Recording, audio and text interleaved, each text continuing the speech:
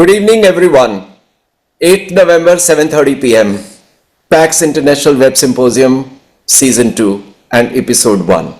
Last year, as we said, that we had a huge success, and it is a story which we are going to repeat because a lot of us want to learn from all those state-of-art lectures which happened in PAX. So PAX 25 lectures are going to be there, and today we are very lucky that we are starting with something which is very close to Indians' heart, pulmonologists, is tuberculosis.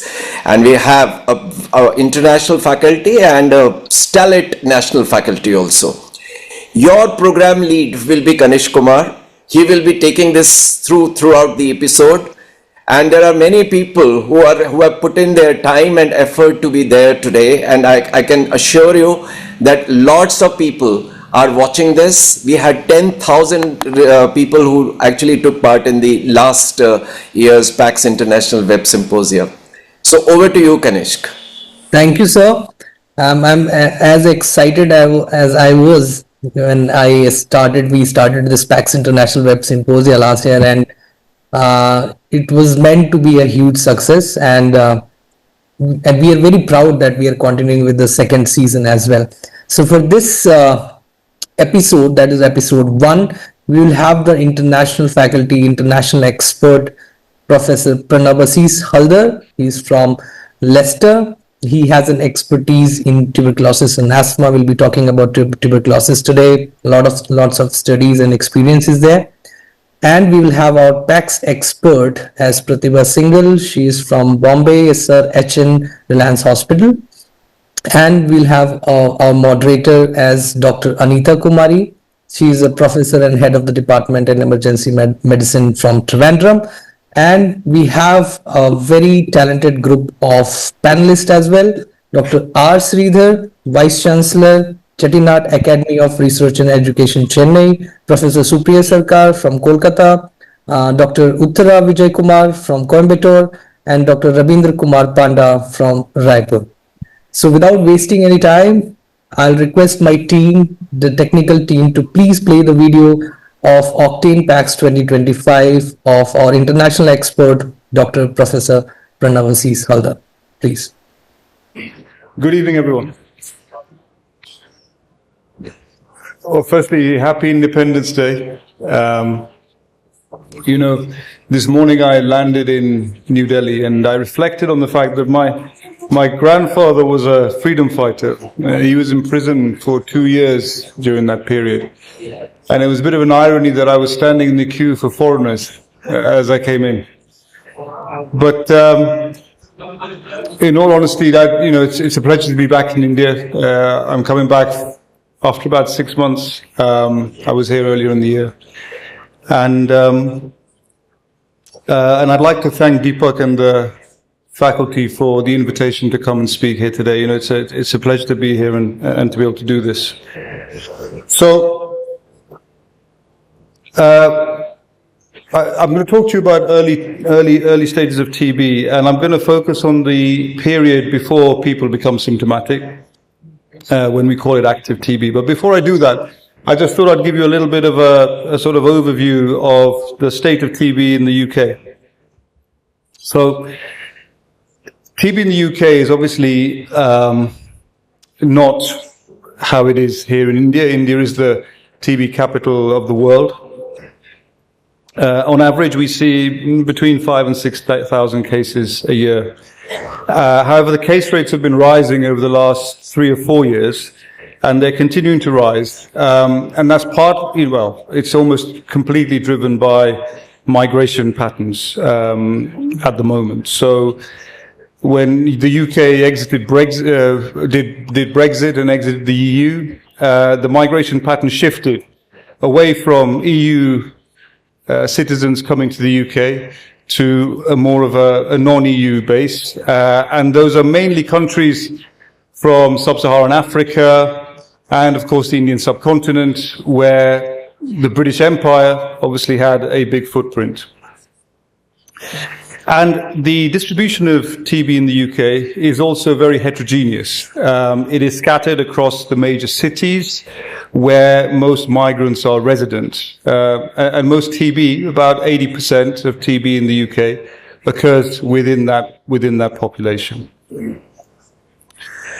So Leicester is one of those cities, and this year Leicester officially became the city with the highest TB incidence in the country. So this is not something to be proud of, I guess, but it also brings opportunity. And I've been working in TB now for almost 15 years. And and the reason why I started to work in TB is because it is a problem, it is a significant health burden, but it is a neglected one.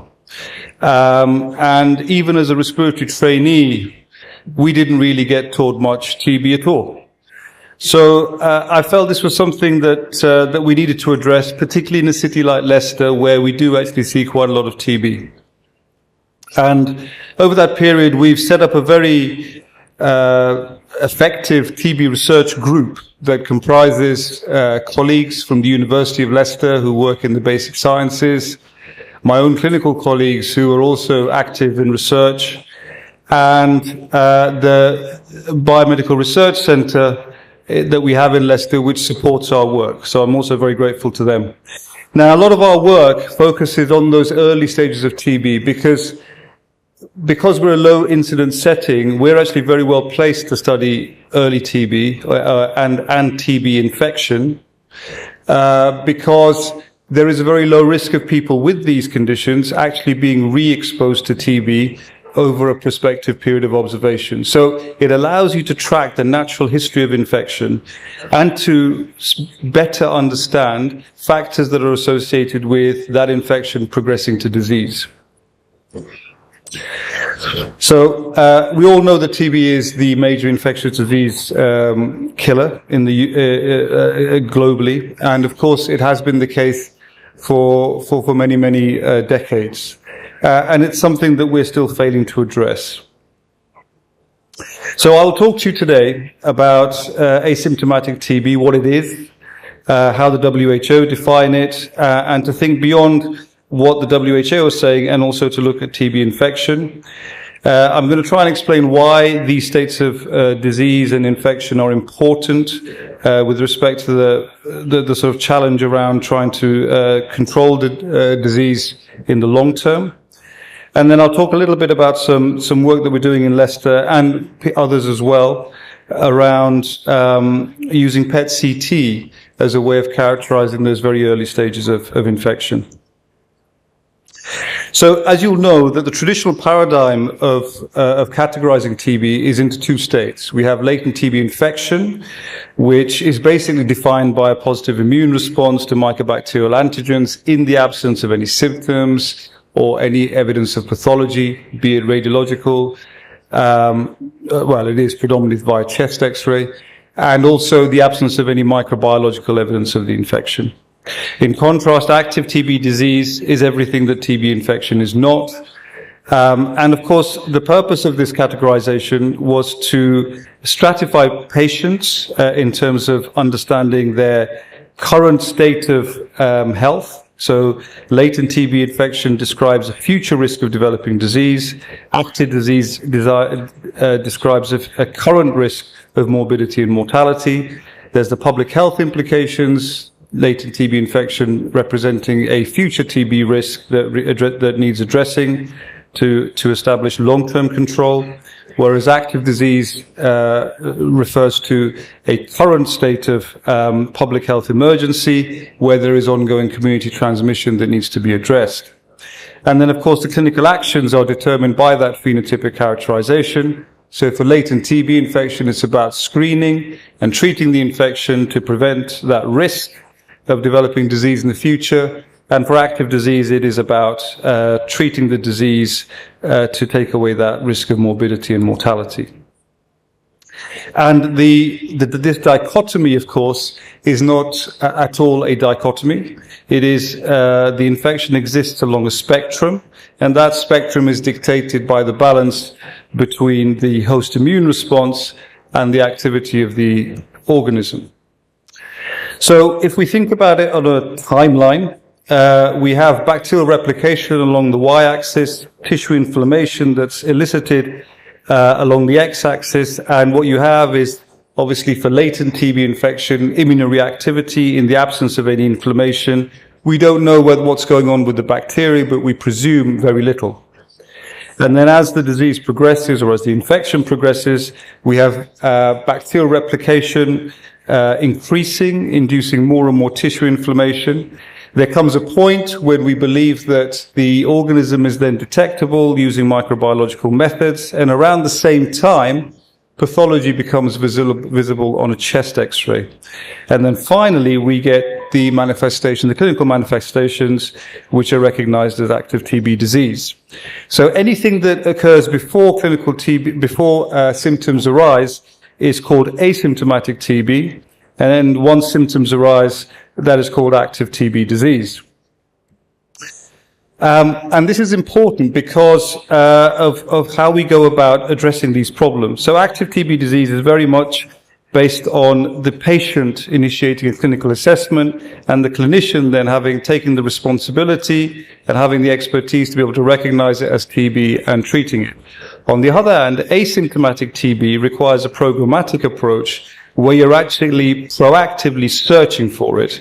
So this is all about active case finding for subclinical disease, and it's about screening for latent TB as part of screening programs. And if you were to tackle these two things, you would effectively break the cycle of infection, which is what, of course, is driving the epidemic. So we recognize two reservoirs of unmet need. The first, of course, are the population of people with latent TB infection, which is estimated to be approximately 1/4 of the world's population, who are at potential risk of developing disease.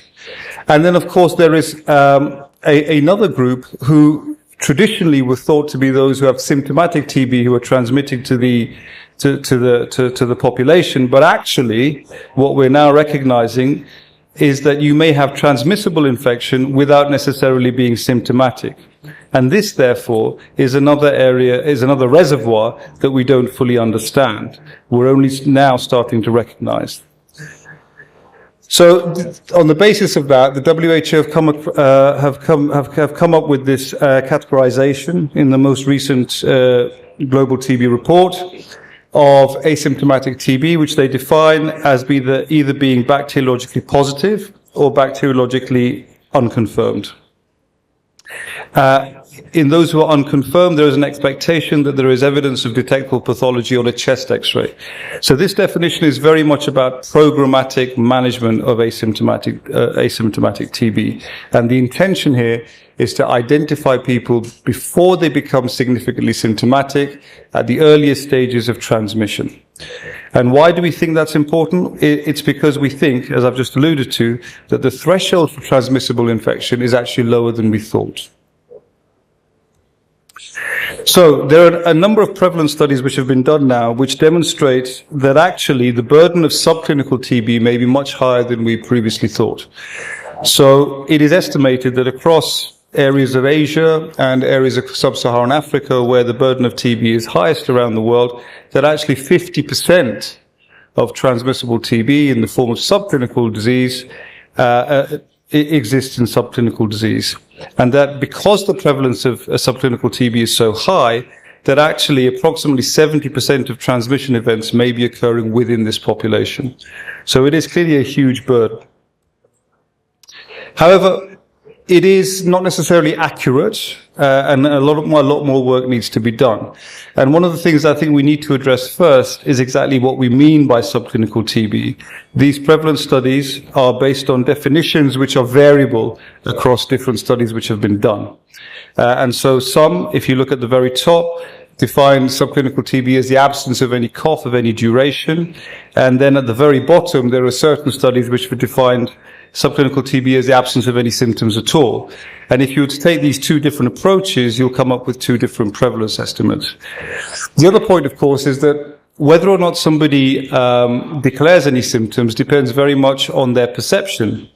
And so this will vary according to the setting in which they're in, where there is a reluctance or difficulty with engaging with healthcare. People are prepared to put up with more symptoms before they decide that they're ill.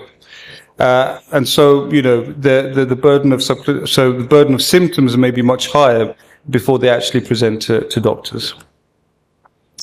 You may also be aware that there was a recent reclassification model for early TB, which was suggested, that now describes subclinical or early TB in terms of 3 dimensions: macroscopic pathology, which is evidence on a chest X-ray, whether or not the person has symptoms and signs, which we had before, but now a third element, which is infectiousness.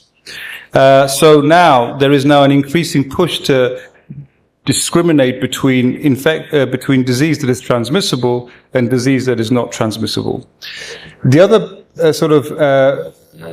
plus point, I think, about this classification model is that it highlights the importance of another point, which is that these states are dynamic. So someone may be subclinical and transmissible at a given time point, but then may become less transmissible after a period of weeks or months, or they may develop active TB disease over that period. So all of these things are very dynamic, and point prevalence estimates are not necessarily accurate. So we in Leicester have done work in the past, and we're continuing to do so, using face mask technology to try and capture aerosolized mycobacteria. So this is a completely distinct and sort of emerging compartment of infection, which is separate to sputum. So the traditional view, of course, is always that if you are sputum smear microscopy positive or sputum culture positive, that you have a risk of transmitting the infection to others. What we're now recognizing through the work that we and others have done is that you can actually capture mycobacterium in aerosol, which is actually the way the infection is transmitted within the population. In people who are not producing sputum, in people who are sputum smear and culture negative, smear and expert negative, and in people who are asymptomatic. So we have here, for example, on the left-hand side in this graph, you will see that we collected samples from people with gene expert positive, smear positive TB, and put a mask on them for 24 hours. And we sampled them at 3-hour periods, as well as measured their cough frequency and taking sputum samples. And from this study, we were able to find that actually there are people who are producing a lot of aerosolized MTB within these masks who are actually not coughing at all during the period of observation. So these are really, really striking observations. And there's a complete dissociation, actually, between what we're seeing in sputum, how symptomatic the patient is, and how much we're capturing within the aerosol.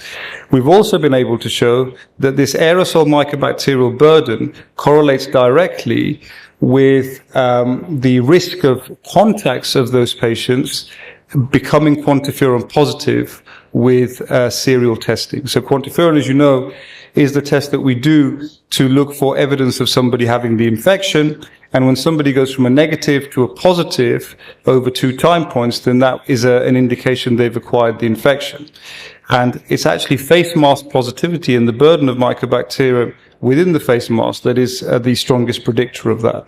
So this is yet more evidence that actually the transmissible component of the disease is best captured within aerosol, and devices like our face mask are a way of capturing that information.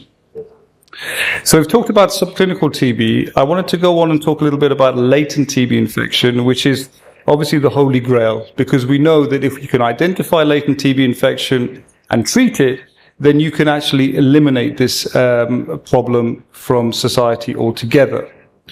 But the challenge, of course, is that there are too many people that have latent TB infection based on current definitions, and there is no way that you could offer mass screening and treat all of these people in either a feasible or cost-effective way. So, what do we need to do? Well, this is just a slide that summarizes what latent TB infection is. It is, as I've already described, evidence of mycobacterial, a host immune response to mycobacterial antigens in the absence of symptoms and in the presence of a normal chest X-ray. What we do know, though, is that this population is very heterogeneous. And in particular, we know that about 5 to 10% longitudinally will develop TB over their lifetime. So that is actually a very small number. When studies have been done in low burden and high burden settings, you can see a striking difference in the hazard ratio of developing TB if you are IGRA positive, quantiferon positive. And what this highlights is the recognition that actually the immune response being picked up by these tests is a memory T cell response. And so therefore, in a high burden setting, you're going to have a much larger proportion of the population in whom there is a positive memory T cell response in the absence of a viable active infection. So these people therefore carry no risk, and that dilutes the utility of this test as a way of measuring risk. So this then led to the idea of incipient TB. So this is a new phenotype in many ways, which is basically setting out terminology to try and describe that small fraction of the latent TB population who are at high risk of developing disease. And there are many different definitions which have been proposed over the last sort of 5 to 10 years. I've sort of summarized it here. And basically, what incipient TB is intended to be is an early phase of TB infection. It's an early dynamic phase of infection during which it is progressing from essentially latent TB as we know it to subclinical disease. So in this phase, the chest X-ray is normal. So that's an important distinction from subclinical TB. And there is no microbiological evidence of TB from sputum, again, distinguishing it from subclinical TB. And I think contrary to, sort of common perception, it is not actually a state of infection, it is a flow. Okay, it is describing everybody at any given state of infection that is progressing towards active TB. That could be at the very, very earliest stages, or it could be a bit later than that. And I'll explain how that's important with some of the slides later on. One of the key pathological characteristics then is that in incipient TB there has to be an underlying viable and metabolically active mycobacterial infection. That has to be the case because there's bacteria actively replicating in order for that person to subsequently go on to develop subclinical TB. And of course the trajectory of the infection is in the incipient state progressive. So what does that mean? Well, we don't know yet what it means. What we know conceptually is that the trajectory of infection in somebody with latent infection, given that they've got a viable infection, is variable. Okay, so conceptually we know that it could rapidly progress, which is what you can see here on the left-hand side. There's a pointer here. Nothing works, probably not. I can see my arrow. So there's rapid progression here, primary TB, rapid reactivation, again, very, very rapid. So this is when the bacteria is basically taken over. The host immune response is no longer able to contain that infection. But you also have scenarios where it could be cyclical. Okay, it can go up and down, and it could eventually go right down, back to nothing at all. So that variable trajectory we can't really capture. We can't, at the moment, do anything about. And whether or not somebody develops TB, it depends very much upon whether they actually ever reach this threshold where we're able to detect it. So there may be times when an infection gets to the point of subclinical disease where it's transmissible, but then becomes controlled again. We don't know. Because we're unable to measure it. However, what we want to do is we want to find all of these people, because all of these people are potentially at risk, okay, and distinguish them from all of these people down here who never actually have any kind of a risk at all, because they never progress upwards. The key difference between them is volatility. Okay, so in all of those who are at risk, things are going up. They may be going down as well, but they're going up. And in this group, nothing's going up, okay? And the key difference there is the presence of metabolic activity. That is the hypothesis. If you have a metabolically active infection, it will behave like this. If you don't, it won't. So, how can you detect metabolic activity? And one way to do that is potentially with this imaging method called PET-CT, which obviously we use for cancer. But it can be very, very useful in the context of latent TB infection. So the idea is the CT is to look for structural change. The PET is obviously picking up the metabolic component. And so we and others have done work testing the hypotheses that PET-CT can enable you to visualize metabolic activity associated with TB infection. And actually, if you were to do serial PET-CT, you may then be able to map the trajectory of infection, which is a critical component that we don't currently understand. So I'm going to give you a couple of examples of clinical cases which highlight this very nicely. So this was a patient, a 64-year-old Indian chap, who was a contact of pulmonary TB, had a history of type 2 diabetes, who came to the contact clinic, asymptomatic, normal chest X-ray. He had a PET-CT scan done. His PET-CT scan shows a lot of uptake here in the mediastinum. Okay, he's actually got an enlarged mediastinal node, which is not visible on his chest X-ray. On CT, it's sort of, on the threshold of being called abnormal. It was 0.8 centimeters in size. We did an EBUS TBNA, granulomatous inflammation, confirmed positive culture to MTB, and the whole genome sequencing of this matched the index case, which suggested this is a direct transmission event. Now, after 3 months, so this at this stage, he didn't receive any treatment. He had a second PET-CT scan after 3 months, which showed, again, a normal chest X-ray. He remains asymptomatic. That node has become slightly larger, very, very slightly, and the metabolic activity within it, the SUV max, has increased. He then received treatment for TB. We treated him for TB because he was culture positive, and everything disappeared on a follow-up PET-CT scan. So this was an example of early progressive infection. He was picked up in the contact clinic approximately 6 weeks after the index case was notified. Here's a 32-year-old gentleman, again, a contact of pulmonary TB, asymptomatic, quantiferon positive. His PET scan shows an area of uptake, again, within the mediastinum, within the subcarinal node, granulomatous, culture negative. He had a further PET-CT scan after 3 months, asymptomatic. His quantiferon remains positive. It's gone up slightly. The metabolic activity has actually gone down a little bit. Hasn't gone away though. And then after 2 years, he presents again. He received no treatment. After 2 years, he presents again to the clinic with symptoms now, night sweats and fevers. He had a further PET-CT scan done. And at this stage, you can see that same lymph node, that same area is now significantly enlarged, and he's got significantly greater uptake. And we were able to confirm the disease. So that was an example of slowly progressive infection where, again, we were mapping the trajectory, and it goes very much in line with what that sort of conceptual diagram showed.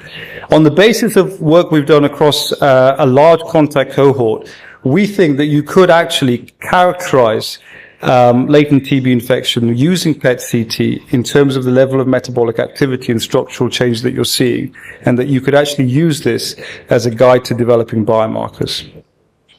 Now, as I said, we're not the only ones who've been doing work with PET-CT, and this study in South Africa, which is shortly due to be published, demonstrates that if you're quantiferon positive as a household contact of TB, your odds ratio of developing TB are 2.76 versus if you're quantiferon negative. However, if you're quantiferon positive and PET-CT positive, the hazard ratio of developing TB is 22.4. So this illustrates very strongly, it's not enough to know that you've got an immune response to TB. If you can demonstrate that there's an immune response and metabolic activity, then you're finding the right population, and then we can start to develop biomarkers that might be more effective. So just to summarize then, asymptomatic forms of MTB measure responsible for sustaining the TB epidemic. Subclinical TB is a key driver of unrecognized community transmission, and improving risk stratification of latent TB is a key goal of TB prevention. Thank you very much.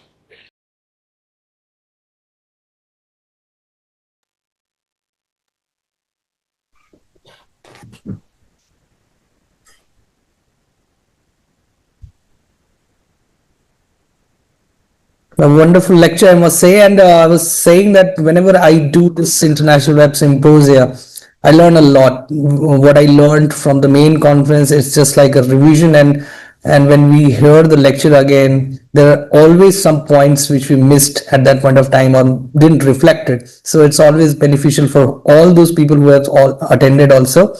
So without wasting any time, I request our moderator, Dr. Anita Kumari ma'am, to please take this discussion forward. There are a lot of questions. There must be a lot of questions, and you will be representing this Indian context and Indian population and Indian physicians and doctors. Over to you, ma'am. Good evening, everyone. It's a relatively new concept, and that was a very interesting talk by Dr. Haldar.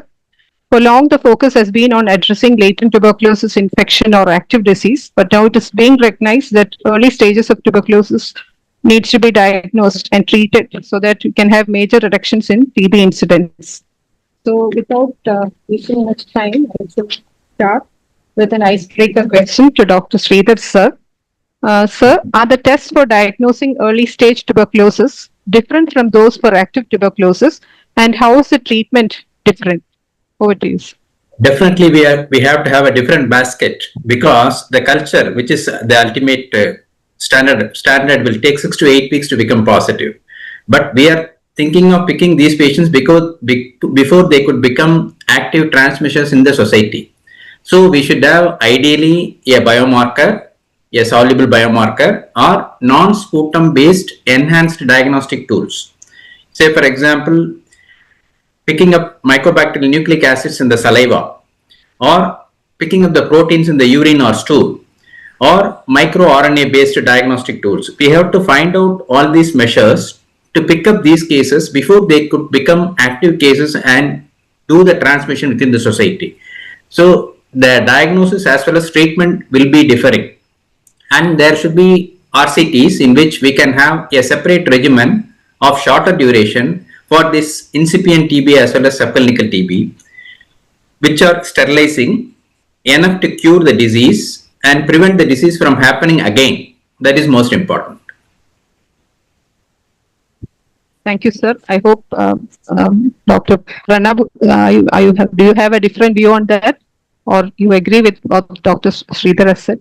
No, I completely agree with what Dr. Sridhar said, and I would sort of also add to that. The face mask technologies, they're also starting to emerge now as potential ways of identifying patients, and as he says, it's those non-sputum based methods which are going to be critical, because if you want to catch TB at an earlier stage, you've got to catch it at a time point when the patient isn't symptomatic, it isn't easily producing any sputum, so you need those non-sputum based methods.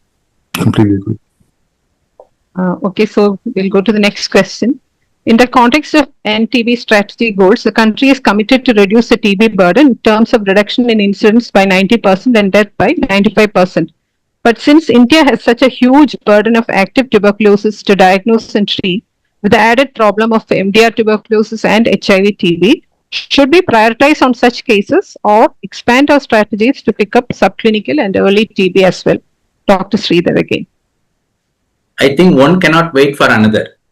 Our goal is towards elimination of TB. On the one hand, the established cases or diagnosed cases has to be treated. On the other hand, we have to plan for picking up the cases which are likely to progress to disease. So these two measures should be parallel. Otherwise, we cannot achieve the elimination component. And one more question to you, sir. As a member of the National Technical Expert Group, how do you feel that the country will strategize the diagnosis of early TB or subclinical TB? We have to have specific measures, and as I told you earlier, we have to prepare or evaluate various diagnostic options that is available to diagnose both incipient TB and subclinical TB, so that they can be provided with an effective regimen which may be of shorter duration, but it should be sterilizing so that they don't develop TB again. And at the same time, we have to take care of the resistance component also when we are planning for a regimen, so that Indian context, what is suitable, we have to find out and arrive at. Okay. Are there any steps taken in this direction, sir, so far?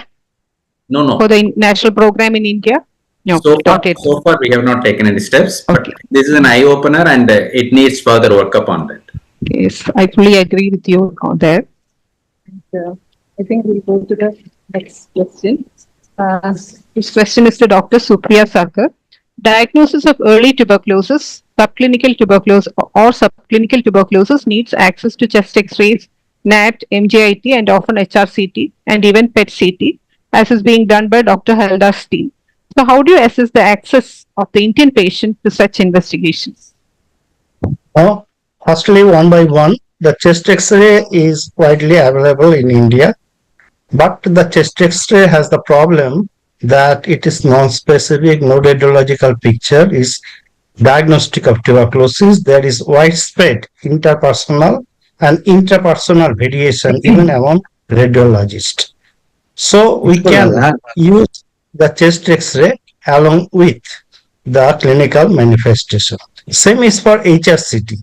HRCT, as it is a three-dimensional figure, can delineate the lesions more clearly, and also the hidden or small lesions can be detected, like the lesions under the diaphragm or behind the heart. But even the twin bar pattern, widely known, is not specific for tuberculosis. So for the diagnosis of tuberculosis, we need the clinical material.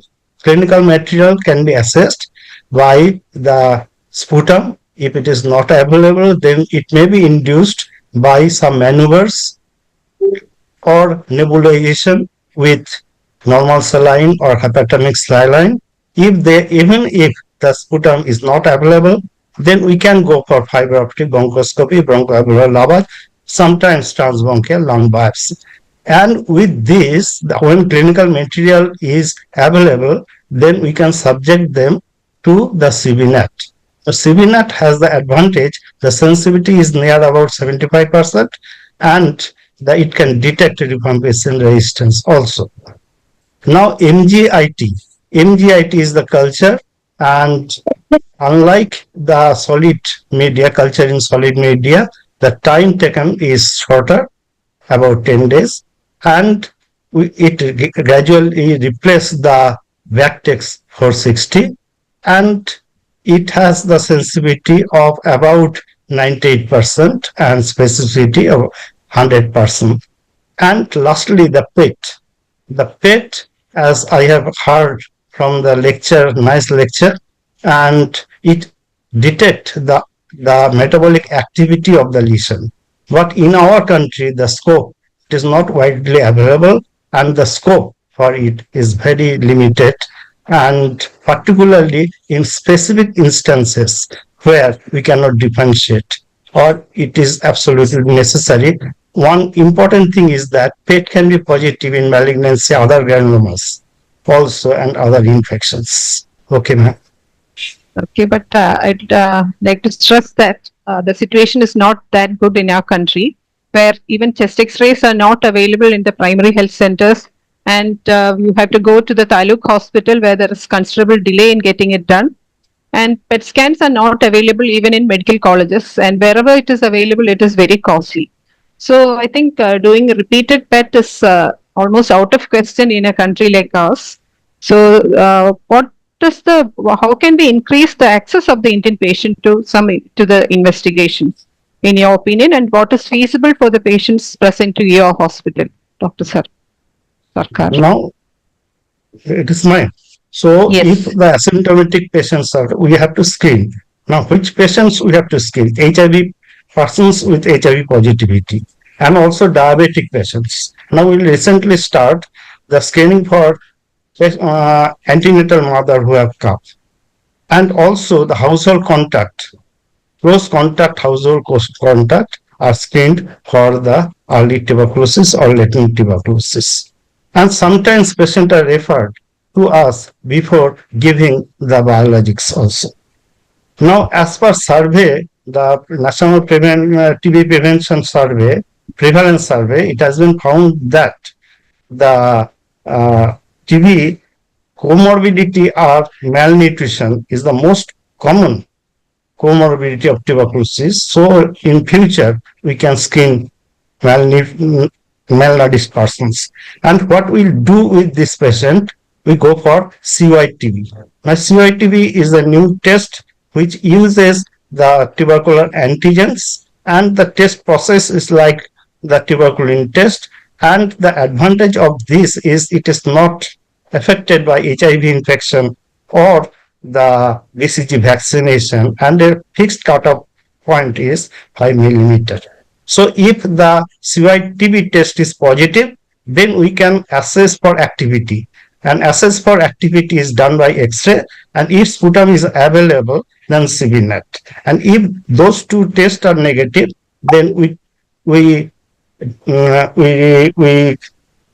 diagnose them as latent TB or TB infection in our country, and we go for the TB prevention treatment. If the activity is found, then we go for usual treatment. What I was saying is that even chest X-rays are not available widely. So I think there would be a definite role for something like mobile chest X-ray units, handheld chest X-rays, computer-aided detection, etc.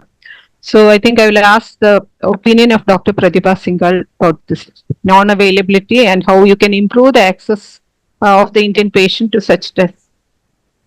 So I think in fact, I was going to ask a question, but I will ask that later, because I was saying that in India, we also have this other issue about living in overcrowded conditions. So actual active screening of all the household contacts, I'm not sure how aggressively it is being done in the control program. Even in the private sector, madam, when we ask our patients' relatives to go and get a simple X-ray done, they are very hesitant to do it. Their first reaction is that, oh, we don't have symptoms, why should we do it? So it is a real problem. And I think now looking at the data that we have, maybe if we start talking to them a little bit about how actually the transmission can happen and how they potentially could be, harboring TB because they are close contacts or other potential high risk populations. In the same context, I had a family where every patient had MDR TB. All the siblings had MDR TB, and still they developed it over subsequently 1 year after the other. And still, when the first one developed it, they refused to undergo screening. So I think that's really, maybe we need more awareness programs like this symposium, maybe more patient outreach programs. I don't know, sir, Dr. Sridhar, in the public sector, how do you manage this? Because, I mean, it's inundated with just trying to manage TB. I mean, screening becomes like a secondary goal. The counseling is done aggressively for the household contacts, and already the latent TB program has taken place in the NTEP. And even though there is some resistance, and the resistance is more among the private practitioners rather than the household contacts. So we have to convince our medical faculty as such to motivate the people to go for screening as well as latent TB management as and when it is required. So maybe we need to have more sessions like this amongst the private public sector to convince each other about the pitfalls that we face. Yes. Benefits. Yes. Okay, my next question is to Dr. Panta. Dr. Haldar was mentioning a special situation in UK where the patient once infected is unlikely to be infected again. The situation in India is quite different, with patients being repeatedly exposed to infectious cases, and reinfection is common, especially in slums. So how does one analyze patients when repeated infection is common as in the Indian slums? First of all, I will be saying that definitely it's very true that we do get patients who are having the same symptoms, same signs, which a tuberculosis patient can come, as they are already underfed and they have a cough, and it's always, and they have a lesion in the X-ray also. And always as the patient is coughing, he or she will come that whether I have got a TB or not. But in Indian context, we're doing a HRCT, PET-CT, as it may be a secondary infection as well. So would not be helping unless it is a microbiologically confirmed, as the patient would not be taking as he has already taken, and we have to prove the patient before starting an anti-TB, whether it is a MDR, reinfection, something like that. So that's why I would be saying in UK it's okay, but in Indian context it is very difficult. First of all, you have to prove it microbiologically. You cannot simply start by seeing a lesion, as lot of people are having those X-ray and which are showing an active or an old PTB. Maximum of the patient, when we see an X-ray, a CT scan, they would be saying that it is having a older lesion. So that's why microbiology, I think in a reinfection, it's always a microbiology. We have to get confirmed. I would not be saying a radiological investigation is going to help in the future also. I don't think so. It's the microbiological or something like that, which can, as Monto's test and all this will come false positive. So that's why I would not suggest for a radiological. It is always a microbiology in reinfection case. And I'd like to add that in our national program, it is it's insisted that we follow up every treated patient needs to be followed up at least for 2 years. So as and when symptoms occur or even otherwise, we can go for, as you rightly pointed out, microbiological investigations like microscopy or culture. And I don't think doing CYTB repeatedly would be of use in such patients. I'd like to ask the opinion of Dr. Pranab. Yeah, I completely agree. And we have one of the things that we shouldn't forget is that when somebody has had pulmonary TB and they've completed a course of treatment, they're often left with scarred lung tissue, areas of lung damage which are susceptible to secondary bacterial infection. And it's not uncommon for people who've had TB to then face problems similar to those who have bronchiectasis with recurrent chest infections. They keep coming back. The infection is often in the area where they had the TB. The chest x-ray looks abnormal. It looks like the TB has recurred, but the only way you could know that is by demonstrating microbiologically that the TB has, the TB has come back. So one mustn't assume, although the risk of developing TB if you've had TB in the past is higher, one mustn't assume that when somebody presents with more symptoms and a chest x-ray that looks like TB, that it is a recurrence of the TB. And sampling should always be done, without a doubt. With you. My next question is to Dr. Panta.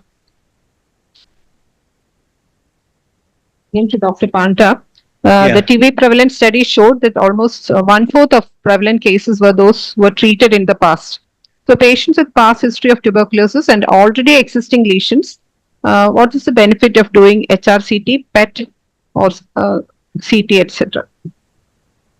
Basically, whenever a patient is already having a tuberculosis, he will or she will definitely have a lesion which is showing radiologically positive if it is a pulmonary tuberculosis. As Dr. Pranav has also shown, particularly there was a change in PET CT, but post-treatment there was a change. Therefore, if there is a prevalence of tuberculosis or a subclinically, then also we have to go for a radiologically, not microbiologically confirmed. As doing a CT, as you have rightly told in the past also, we are not having an X-ray also in the periphery. So going for such type of investigation is very difficult. And I would not be saying in Indian context, basically it's feasible also. That's what I will be saying again. If there is a prevalence of as a reinfections in India is high, due to immune system, there is a undernutrition, and most of the people, if you see in the history, they are addicted to smoking or a gutka or something like that. So definitely we have to screen, but has to be always a microbiological. How to confirm it early? It's a question, and it's a thing of research.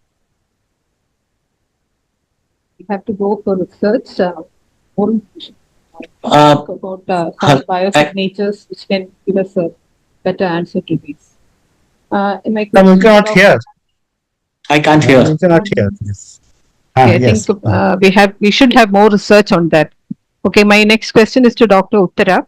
As per the National Tuberculosis Prevalence Study, the proportion of infected people is 32%, whereas in the UK, the proportion of infected persons is very low, allowing for detailed evaluation of these individuals.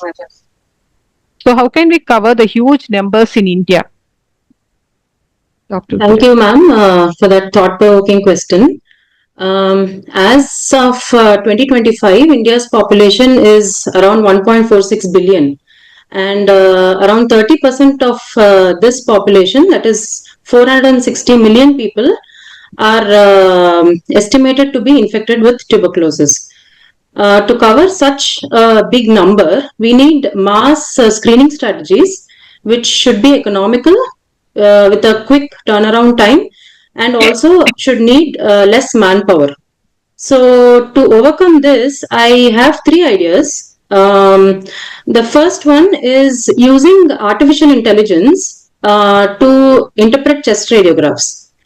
So the big number of chest X-rays are fed to AI, and only the abnormal ones are flagged. So this is going to be a quick process and needs less human time. The second idea is CBNAT can be performed on throat gargles or throat swabs. There are some studies on this where it can help in picking up early tuberculosis. And the third idea, using face masks like the ones Dr. Haldar had used in their study, which is a very simple way to detect Mycobacterium in the breath, and is quite economical as well.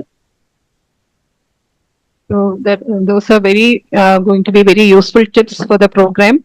If you think of looking at the large number of people who are infected, and I think you're coming from a city where you see quite a lot of rich patients. So suppose the contact is from a super rich household. Is this the approach suggested by Dr. Haldar, will it be possible in such patients? Because we often say that affordability is the issue. Is that the only issue? Will you be able to do this in your rich patient? So demographically in our country, the percentage of rich is actually a very small number. And even if the individual has the money, I think there are several other factors that come into play, which may interrupt the investigation process. So number one, compliance with the follow-up appointments. Our patients are very bad at coming for follow-ups. So I think that will be an issue. And secondly, accessibility to healthcare facilities with all the armamentarium needed for all these tests is again another issue. The third point would be logistics. The patient, we need to remember that these are all asymptomatic people that we are talking about. So will they be able to travel, spend so much time to come for routine follow-ups for these tests is another question, where they have to forget their routine work, loss of income, and then come for these appointments is going to be a challenge. And the fourth point is PET-CT facilities. So as we had already discussed, I think PET-CT scan centers are very few in number and only available in cities. And these scan centers focus mainly on diagnosis of malignancies, and the patient waiting time is quite a bit.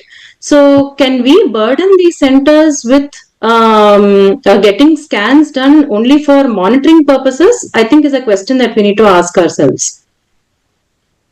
I fully agree with you. I think we have to improve the awareness among our patients about this early stage of tuberculosis. Only then people would be willing to, totally asymptomatic people would only then be willing to undergo all these tests. Yes, Dr. Pratibha? Yeah. So coincidentally, you had a patient referred this week itself who was having weight loss over 3-4 months, then had a throat infection, ASO titers were high, but somebody had advised a PET scan, and the PET scan picked mediastinal lymphadenopathy, which was high SUV positive, necrotic lymphadenopathy.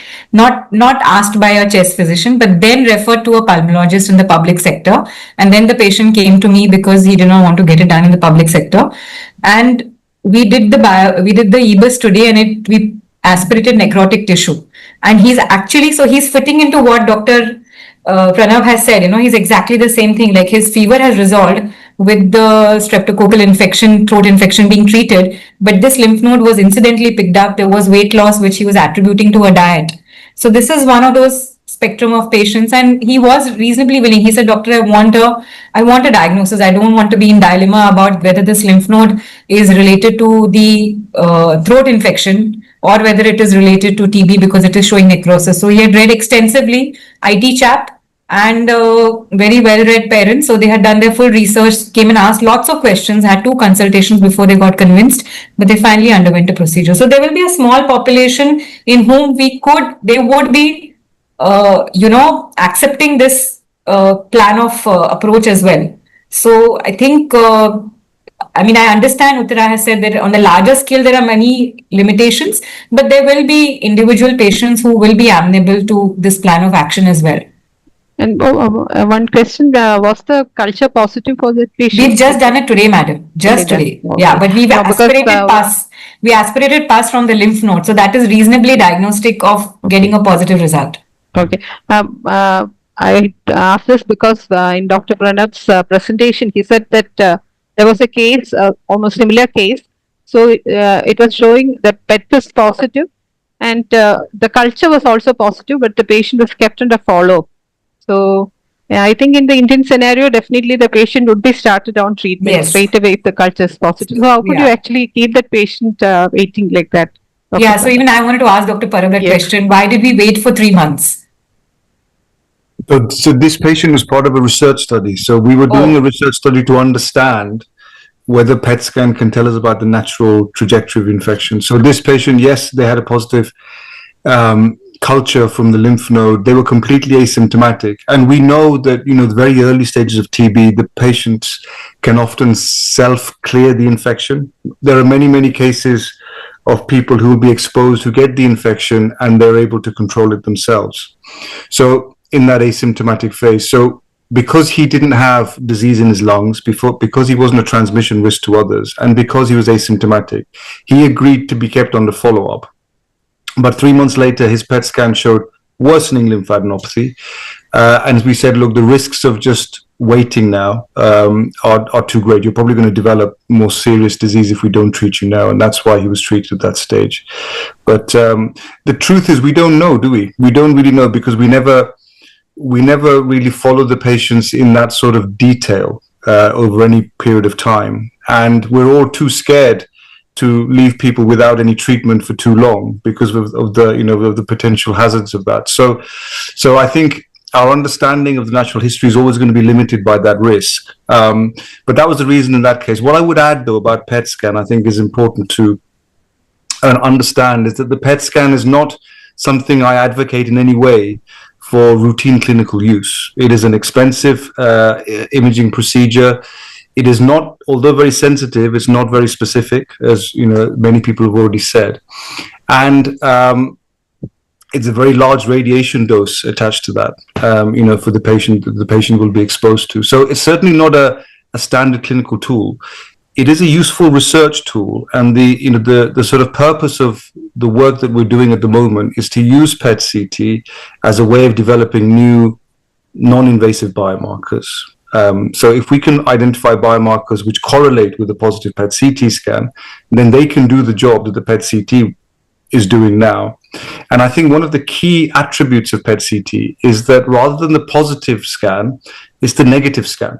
If you have a positive TST or a positive IGRA test, but a negative PET-CT scan, what that means, I think, is that you have a memory T-cell response to a historical infection, and you don't actually have a viable infection that carries any risk of progressing to TB. So this is particularly useful in a clinical context when, for example, you have contacts of multi-drug resistant TB. And we've used it many times because now that we have the option of using a quinolone to treat contacts of multi-drug resistant TB, the question arises, should we be giving a contact a quinolone to potentially protect them from TB in the future? And to avoid the excess fluoroquinolone usage in this population, we use PET-CT now as a way of guiding that treatment. So if you're PET-CT positive as a contact of MDR-TB, in the absence of a positive culture, we will give you a quinolone. And in a proportion of these people, when you re-PET-CT scan them 6 months later, the area of metabolic activity has disappeared. So this is something that we're looking at the moment, and something that hopefully we'll be able to speak more about in the coming years.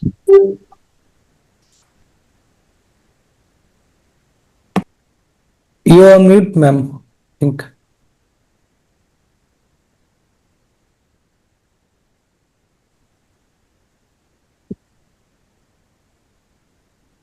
do we have time for any more questions?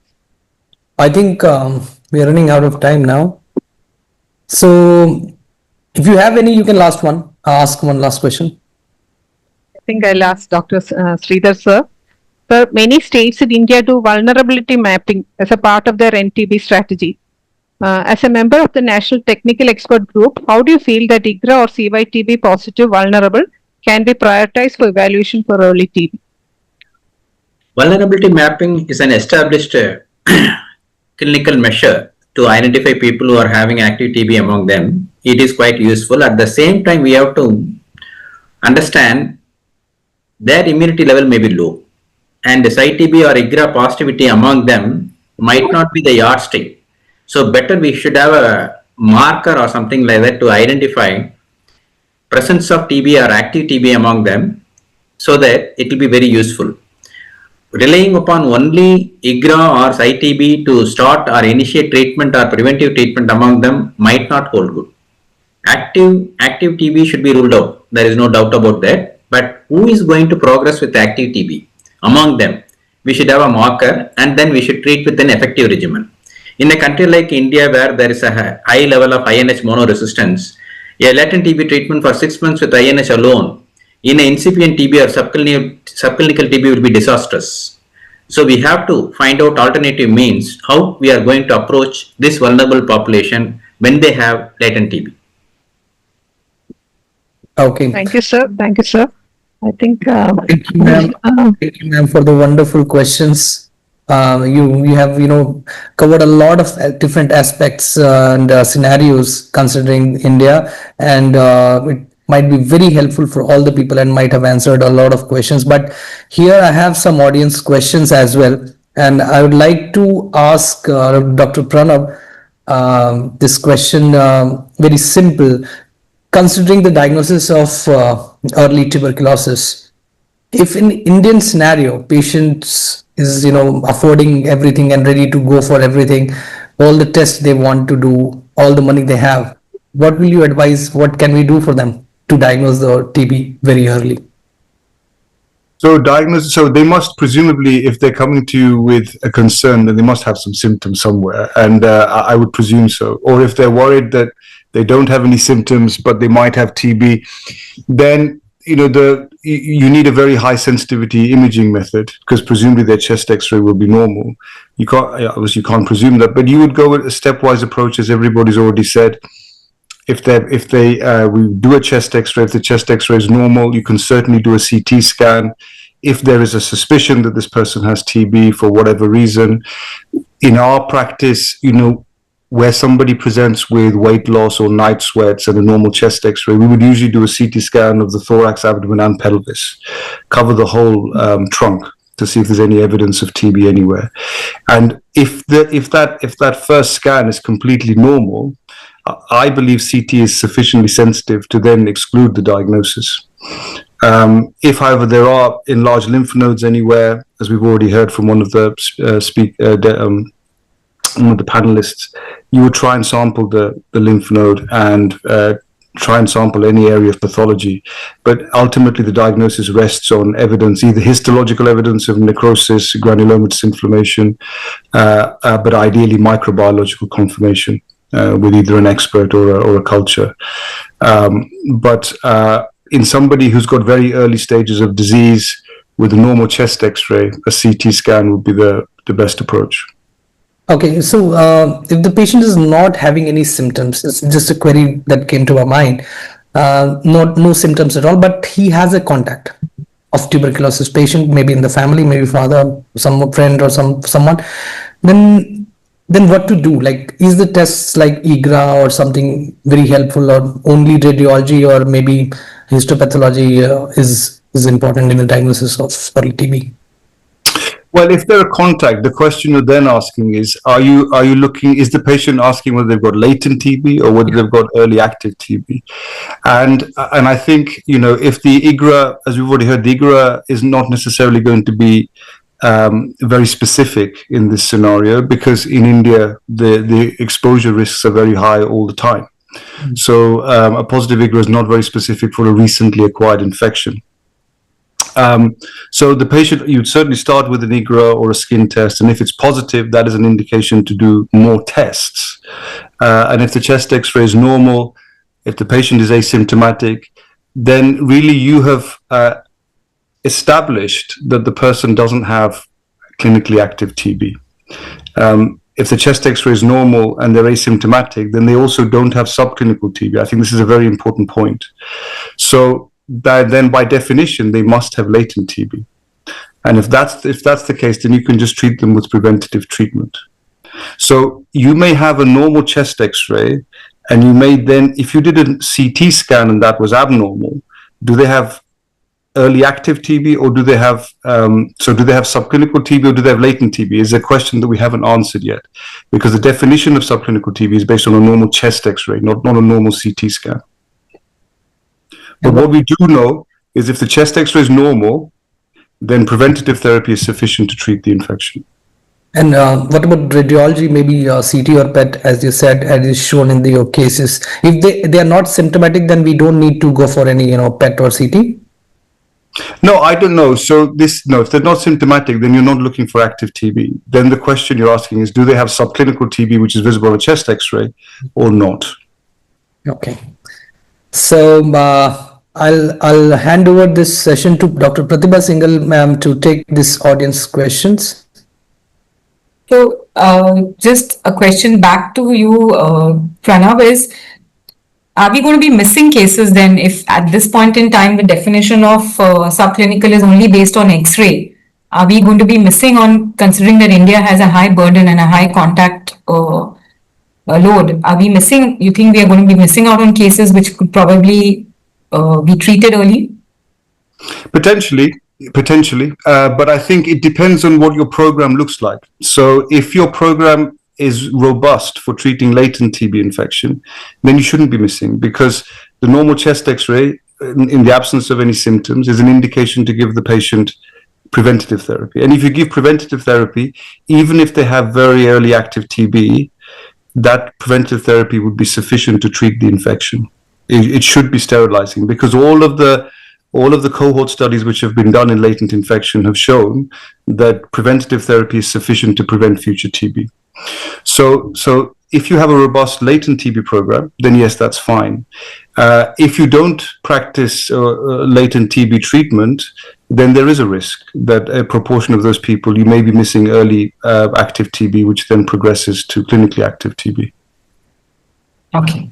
So another question that came up was from Karnataka, which said that other than sputum tissue samples, which are the other validated tests for early diagnosis? So it doesn't matter about early diagnosis. Diagnosis itself is defined by microbiological confirmation. So in whichever way, it doesn't matter which stage of disease you're at. Microbiological confirmation is the diagnosis of active TB. Sure. Another question for you, Dr. Sridhar. Are we potentially overusing ATT empirically, thinking that it's early tuberculosis with just minimal symptoms? We are not overusing. We are only based on scientific evidence we are treating the patient. But only thing, as you have asked earlier, whether we are missing potential cases among the subclinical TB and incipient TB. The latent TB acceptance is very low. Latent TB management among the population, the acceptance is very low. Yes. And then ruling out activity among them who are progressing to incipient or who are progressing to subclinical, we don't have a marker. There lies the problem. And as I told you earlier, we have some high level of INH monoresistance. When you treat with H alone for 6 months in a case who is already progressed to subclinical TB, things are not healthy. So we should have some program to ascertain what is best for this group among the latent TB. Maybe a marker, maybe some other tool which can diagnose and treat this patient with a potent shorter regimen. For that, we should have scientific evaluation. Okay, great. So, Kanishka, do you want to, can we have some last insights or some thoughts from everybody? Yeah, I think it's time that everybody give their one-line message to the audience who are watching, that what they want to convey to them through this International Web Symposia, Pax. I'll start with Dr. R. Sridhar, sir, from you only. One size doesn't fit all. So we should have solution for each and every problem. I think we should have the right tool. We should do a lot of research on these things. Dr. Uttara? I think as healthcare professionals, our job is to put it out there to the patient. Ultimately, it is for them to decide how much further they want to go in investigation and treatment. So that's how our country is designed. So I think we have to give the choice to each person, and then the patient decides for themselves. Dr. Rabindra Kumar Panda? You are mute, I think, sir. You are mute, sir.